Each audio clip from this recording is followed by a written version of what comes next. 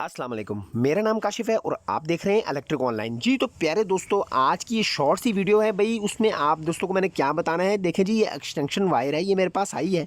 और भाई ये कस्टमर क्या कह रहे हैं कि भाई हमें यहाँ से ये बिल्कुल जोर से करंट लगा है और अच्छा भला लगा है। तो भाई मैंने अभी ये लिया और मैंने अभी खोलने ही लगा था एक्सटेंशन वायर। तो भाई ये देखें जी, ये करंट ना दे तो फिर क्या दे भाई। ये देखें, बिल्कुल मामूली सी आपको नज़र आ रही होगी, इसके ऊपर एक अंदर से एक वायर निकली हुई है और बड़ी हार्ड सी है, पतली सी लंबी वायर है।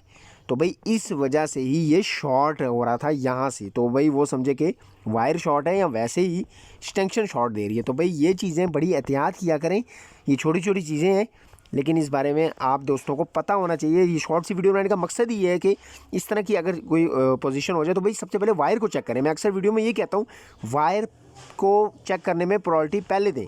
तो भाई ये देखें जी, अब इसका मैंने क्या करना है, इसको कट करके इसके ऊपर से टेप कर दूंगा।